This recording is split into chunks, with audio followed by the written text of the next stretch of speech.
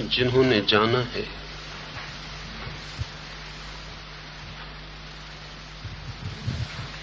शब्दों से नहीं, शास्त्रों से नहीं, वरन जीवन से ही जीकर अल्लाह से उन थोड़े से लोगों में से एक है। और जिन्होंने केवल जाना ही नहीं है वरन जनाने की भी अथक चेष्टा की है, लाओस से उन और भी बहुत थोड़े लोगों में से एक है। लेकिन जिन्होंने भी जाना है और जिन्होंने भी दूसरों को जनाने की कोशिश की है, उनका प्राथमिक अनुभव यही है कि जो कहा जा सकता है वो सत्य नहीं है।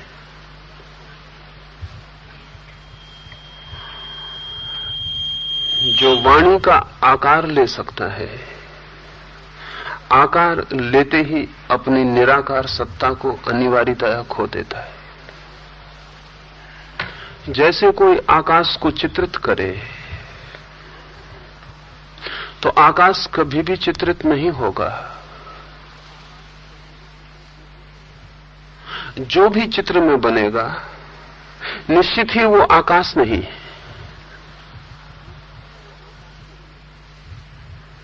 आकाश तो वो है जो सबको घेरे हुए है।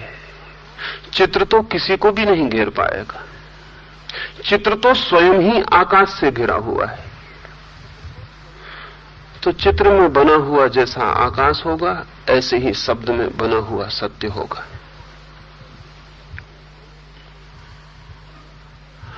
ना तो चित्र में बने आकाश में पक्षी उड़ सकेगा,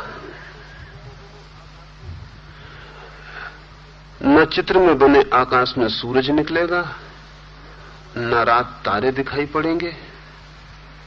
चित्र का आकाश तो होगा मृत। कहने को ही आकाश होगा, नाम ही भर आकाश होगा। आकाश के होने की कोई संभावना चित्र में नहीं है। जो भी सत्य को कहने चलेगा उससे पहले ही कदम पर जो बड़ी से बड़ी कठिनाई खड़ी हो जाती है वो ये कि शब्द में डालते ही सत्य असत्य हो जाता है। ऐसा हो जाता है जैसा वो नहीं है, और जो कहना चाहा था वो अनकहा रह जाता है, और जो नहीं कहना चाहा था वो मुखर हो जाता है।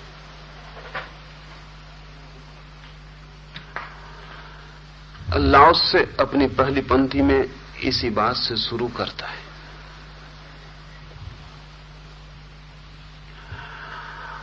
ताओ बहुत अनूठा शब्द है।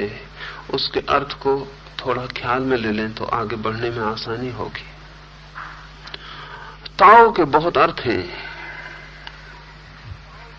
जो भी चीज जितनी गहरी होती है उतनी बहुअर्थी हो जाती है, और जब कोई चीज बहुआयामी मल्टी डायमेंशनल होती है तब स्वभावतः जटिलता और बढ़ जाती है। ताओ का एक तो अर्थ है पथ, मार्ग, दो वे। लेकिन सभी पथ बंधे हुए होते हैं। ताओ ऐसा पथ है जैसे पक्षी आकाश में उड़ता है। उड़ता है तब पथ तो निर्मित होता है, लेकिन बंधा हुआ निर्मित नहीं होता है। सभी पथों पर चरण चिन्ह बन जाते हैं और पीछे से आने वालों के लिए सुविधा हो जाती है। ताओ ऐसा पथ है जैसा आकाश में पक्षी उड़ते हैं, उनके पदों के कोई चिन्ह नहीं बनते और पीछे से आने वाले को कोई भी सुविधा नहीं होती।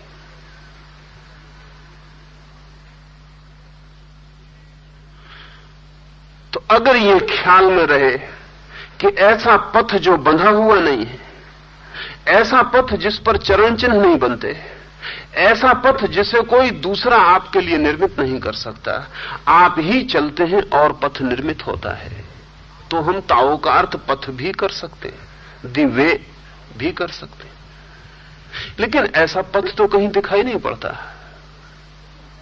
इसलिए ताओ को पथ कहना उचित होगा। लेकिन ये एक आयाम ताओ का है, तब पथ का एक दूसरा अर्थ ले। पथ है वो जिससे पहुंचा जा सके, पथ है वो जो मंजिल से जोड़ दे। लेकिन ताओ ऐसा पथ भी नहीं है। जब हम एक रास्ते पर चलते हैं और मंजिल पर पहुंच जाते हैं, तो रास्ता और मंजिल दोनों जुड़े हुए होते हैं। असल में मंजिल रास्ते का आखिरी छोर होता है और रास्ता मंजिल की शुरुआत होती है। रास्ता और मंजिल दो चीजें नहीं हैं, जुड़े हुए संयुक्त हैं। रास्ते के बिना मंजिल न हो सकेगी, मंजिल के बिना रास्ता न होगा। लेकिन ताओ एक ऐसा पथ है जो मंजिल से जुड़ा हुआ नहीं है। जब कोई रास्ता मंजिल से जुड़ा होता है तो सभी को उतना ही रास्ता चलना पड़ता है, तभी मंजिल आती है। ताओ ऐसा पथ है कि जो जहां खड़ा है उसी स्थान पर उसी जगह पे खड़े हुए मंजिल को उपलब्ध हो सकता है। इसलिए ताओ को ऐसा पथ भी नहीं कहा जा सकता।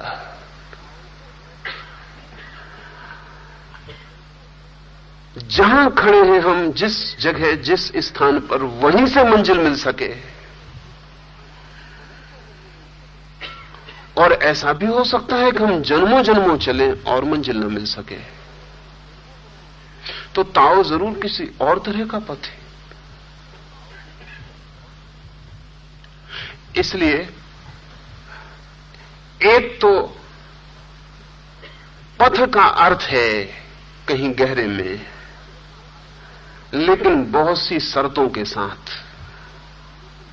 दूसरा ताओ का अर्थ है धर्म, लेकिन धर्म का अर्थ मजहब नहीं, रिलीजन नहीं। धर्म का वही अर्थ जो पुरातनतम ऋषियों ने लिया है। धर्म का अर्थ होता है वो नियम जो सभी को धारण किए हुए है। जीवन जहां भी है उसे धारण करने वाला जो आत्यंतिक नियम, दी अल्टीमेट लॉ, वो जो आखिरी कानून है, वो। तो ताओ धर्म है, मजहब के अर्थों में नहीं, इस्लाम और हिंदू और जैन और बौद्ध और सिख के अर्थों में नहीं, जीवन का परम नियम।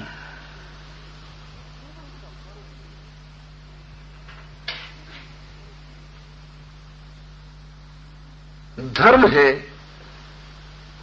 जीवन के शाश्वत नियम के अर्थ में,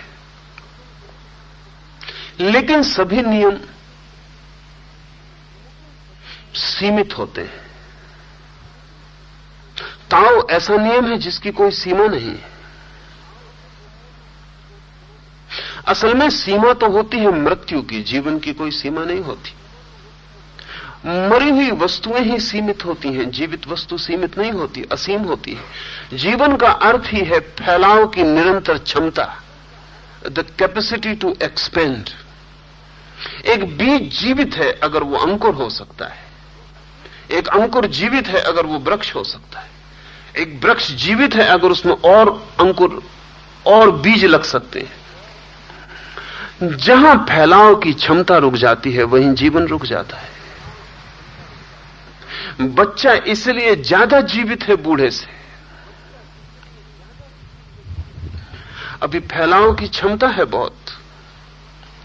तो ताओ कोई सीमित अर्थों में नियम नहीं है,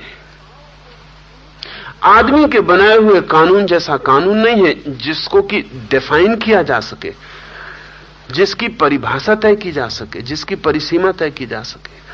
ताओ ऐसा नियम है जो अनंत विस्तार और अनंत असीम को छूने में समर्थ है। इसलिए सिर्फ धर्म कह देने से काम ना चलेगा। एक और शब्द है ऋषियों ने उपयोग किया, वो शायद और भी निकट है ताओ के। वो शब्द है ऋत, जिससे ऋतु बना है। वेद ऋत की चर्चा करते हैं, वो ताओ की चर्चा है।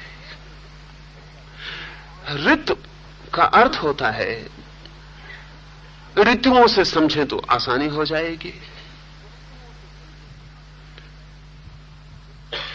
गर्मी आती है, फिर वर्षा आ जाती है, फिर शीत आ जाती है, फिर गर्मी आ जाती है। एक वर्तुल है, वर्तुल घूमता चला जाता है। बचपन होता है, जवानी आती है, बुढ़ापा आ जाता है, मौत आ जाती है। एक वर्तुल है, वो घूमता चला जाता है। सुबह होता है, सांझ होती है, रात होती है, फिर सुबह हो जाती है। सूरज निकलता है, डूबता है, फिर उगता है। एक वर्तुल है।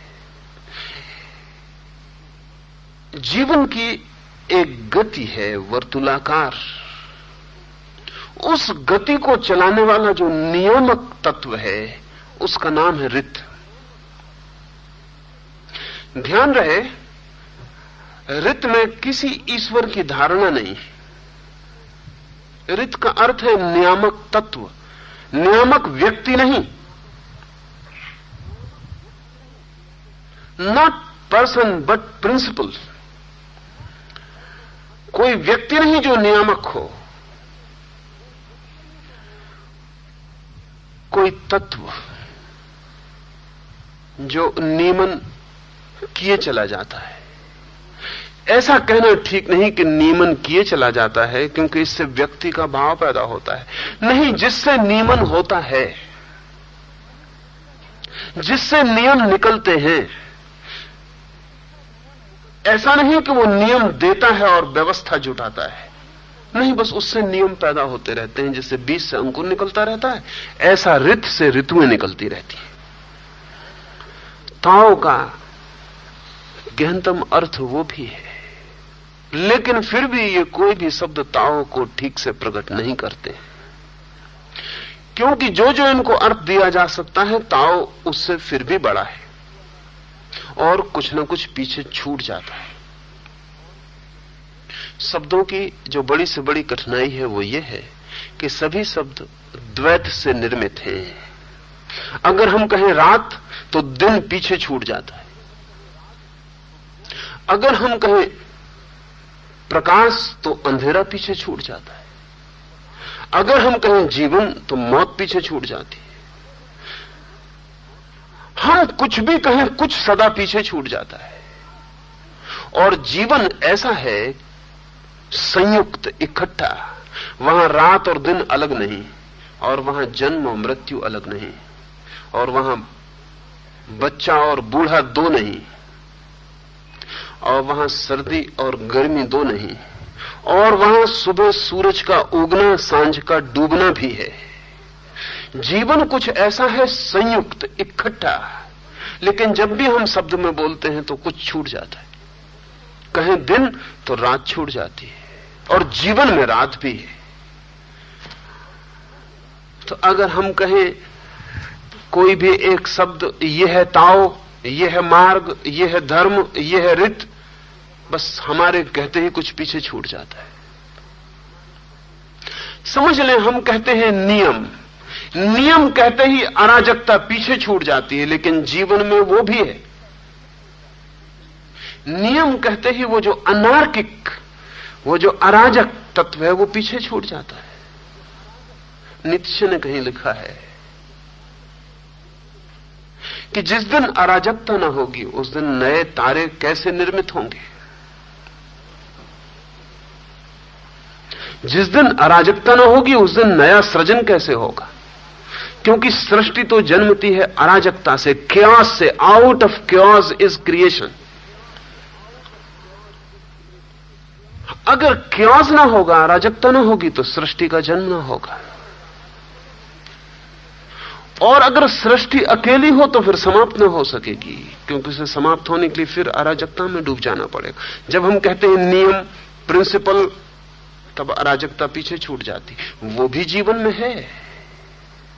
उसे छोड़ने का उपाय जीवन के पास नहीं, शब्दों के पास है। इसलिए हम कहते हैं ऋत, तो भी कुछ पीछे छूट जाता है। वो अराजक तत्व पीछे छूट जाता है। जो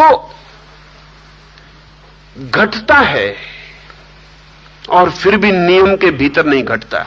इस जीवन में सभी कुछ नियम से नहीं घटता है, नहीं तो जीवन दो कौड़ी का हो जाएगा। इस जीवन में कुछ है जो नियम छोड़ के भी घटता है। सच तो यह है, इस जीवन में जो भी महत्वपूर्ण है वो नियम छोड़ के घटता है, जो भी गैर महत्वपूर्ण है वो नियम से घटता है।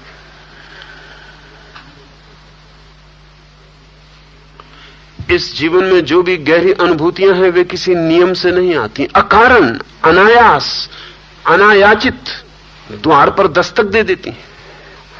जिस दिन किसी के जीवन में प्रभु का आना होता है उस दिन वो ये नहीं कह पाता कि मैंने ये किया था इसलिए तुम्हें पाया।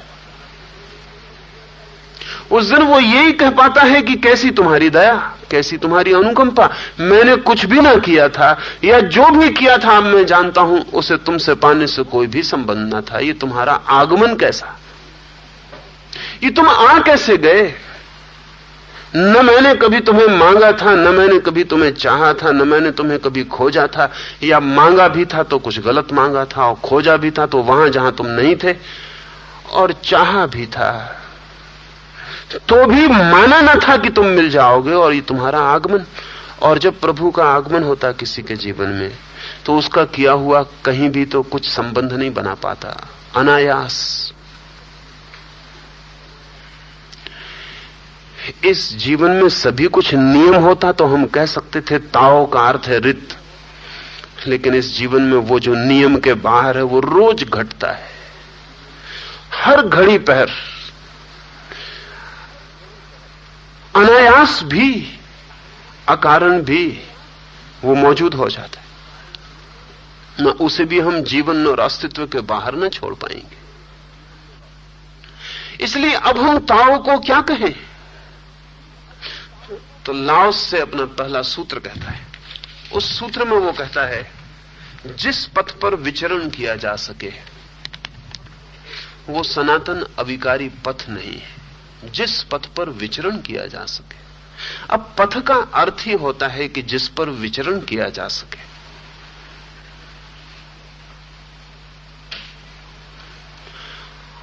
लेकिन लाओस से कहता है जिस पथ पर विचरण किया जा सके वो नहीं,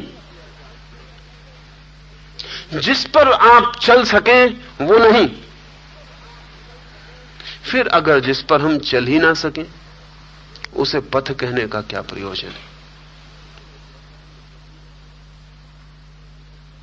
हम चल सकें तो ही पथ है। लाओस से कहता है जिस पथ पर विचरण किया जा सके वो सनातन अविकारी पथ नहीं है। बहुत सी बातें इस छोटे से सूत्र में। एक, जिस पथ पर चला जा सके, जिस पर चलने की घटना घट सके उस पर पहुंचने की घटना न घटेगी। क्योंकि जहां हमें पहुंचना है वो कहीं दूर नहीं, यहीं और अभी है। अगर मुझे आपके पास आना हो तो मैं किसी रास्ते पर चल सकता हूं, लेकिन मुझे अपने ही पास आना हो तो मैं किस रास्ते पर चलूंगा? और जितना चलूंगा रास्तों पर उतना ही भटक जाऊंगा, अपने से दूर और दूर होता चला जाऊंगा। जो आदमी स्वयं को खोजने किसी रास्ते पर जाएगा वो अपने को कभी भी नहीं पा सकेगा। कैसे पा सकेगा? अपने ही हाथ से खोज के ही कारण वो अपने को खो देगा। जिसे स्वयं को खोजना है उसे तो सब रास्ते छोड़ देने पड़ेंगे, क्योंकि स्वयं तक कोई भी रास्ता नहीं जाता है। असल में स्वयं तक पहुंचने के लिए रास्ते की जरूरत ही नहीं है। रास्ते की जरूरत तो दूसरे तक पहुंचने के लिए।